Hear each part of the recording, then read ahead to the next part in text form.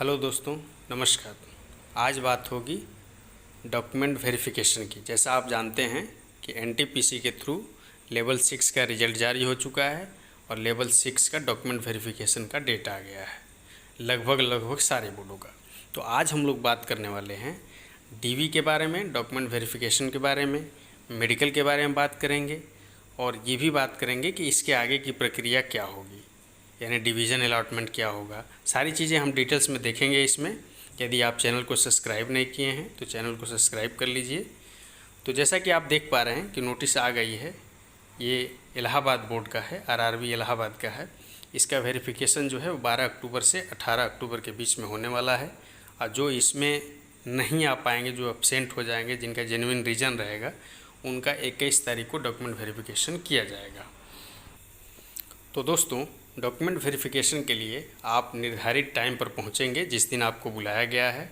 Document verification में आपके सारे डॉक्यूमेंट्स जो आपके कॉल लेटर में दिए गए हैं उस हिसाब से आप लेकर पहुंचेंगे और 24 रुपये की एक रसीद आपसे कटाई जाएगी, रेलवे रसीद कटाई जाएगी, जो मेडिकल चार्ज होगा।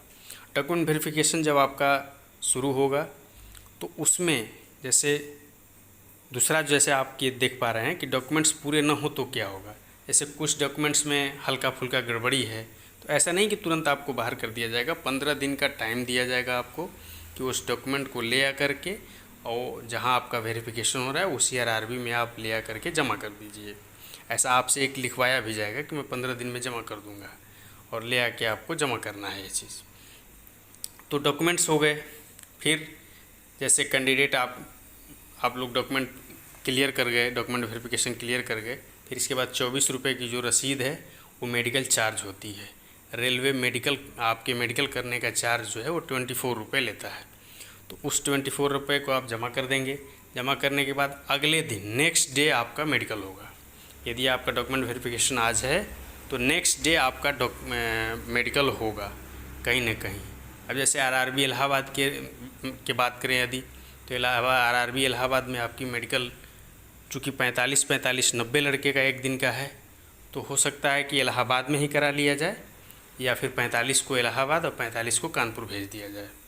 अब बात आती है कि मेडिकल में आपका क्या क्या चीज़ का जांच होता है। तो जैसे सुबह आप मेडिकल के लिए गए, हॉस्पिटल में रिपोर्ट किए, वहाँ से आपको डॉक्टर अलॉट हो जाते हैं कि फ़लाना डॉक्टर के अंडर में आपका मेडिकल होगा या इस डॉक्टर के अंडर में आपका मेडिकल होगा। तो सबसे जो पहला जांच होता है वो होता है यूरिन टेस्ट। यूरिन टेस्ट करके देखा जाता है कि शुगर वुगर तो नहीं है और उसी दौरान आपकी आइडेंटिफिकेशन की भी जांच कर ली जाती है। जो 2 आइडेंटिफिकेशन मार्क्स आप दिए रहते हैं उस आइडेंटिफिकेशन मार्क को वहाँ आइडेंटिफाई किया जाता है कि आप जेन्युइन कैंडिडेट हैं कि नहीं। यूरिन टेस्ट होने के बाद कहीं कहीं बहुत रेयर केस में ब्लड टेस्ट का है प्रावधान, लेकिन जनरली नहीं है ब्लड टेस्ट का। कहीं कहीं एक्सरे भी कराते हैं बट उतना सिंसियर नहीं है ये। फिर इसके बाद जो होता है, जो मेन मेडिकल में है, वो है आई टेस्ट का, विजन टेस्ट का, जो कि A2 है। A2 विदाउट ग्लास का A2 है। तो आपका विजन टेस्ट मेन होता है, कलर ब्लाइंडनेस मेन होता है, आँख की आपकी अच्छे से जांच होगी। आँख का जांच हो गया। आँख की जांच यदि आप बिल्कुल क्वालिफाई कर जाते हैं, फिर इसके बाद हाइड्रोसील की जांच होती है। हाइड्रोसील में भी बहुत सेंसिटिव नहीं है, जिसका किसी दिक्कत रहती है तो उनको टाइम दिया जाता है, ऑपरेशन वगैरह करा करके अपना ठीक करा करके रेलवे इसके लिए टाइम देती है बाकायदा। तो हाइड्रोसील के लिए कोई दिक्कत नहीं है। आई ठीक होना चाहिए, आँख ठीक होना चाहिए आपका। चलिए आगे देखते हैं। हाँ, तो जो नेक्स्ट क्वेश्चन है आप लोगों का वो ये है कि डिवीज़न कब अलॉट होता है। तो जैसे ही आपका मेडिकल हो जाएगा, मेडिकल हो जाने के बाद जो इस बार की प्रक्रिया है उसमें ये है कि मेडिकल हो जाने के बाद यदि आप मेडिकली फ़िट हो गए तो आप उस पोस्ट के लिए बिल्कुल कंफर्म हो गए। मेडिकली फ़िट हो गए तो उस पोस्ट के लिए या लेवल 6 पोस्ट के लिए, SM या कमर्शियल अप्रेंटिस पोस्ट के लिए आप फिट हो गए। तो अब ये फाइल जब सभी लोगों का डॉक्यूमेंट वेरिफिकेशन और मेडिकल हो जाता है तो ये फ़ाइल अब जाती है हेडक्वार्टर में। हेडक्वार्टर में जाएगी ये, जैसे आपकी यहाँ CPO ऑफिस में जाएगी, हेडक्वार्टर ऑफिस में जाएगी।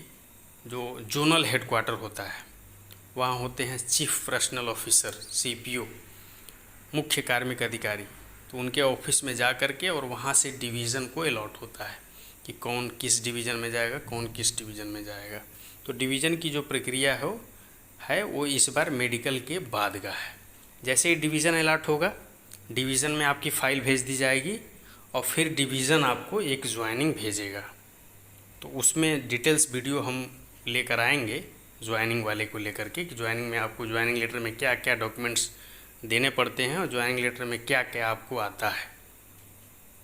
ठीक है, थैंक यू।